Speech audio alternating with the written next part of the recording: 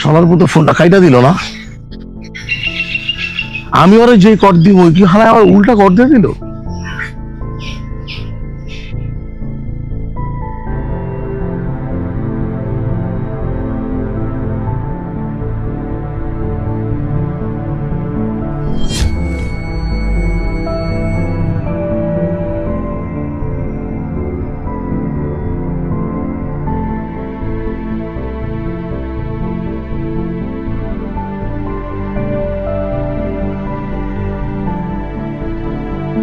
হায় হায় হায়, এখন আমি কি করবো? আমার মান সম্মান ইজ্জত সবকিছু শেষ। এই থামো, মিথ্যে কথা বলবো না।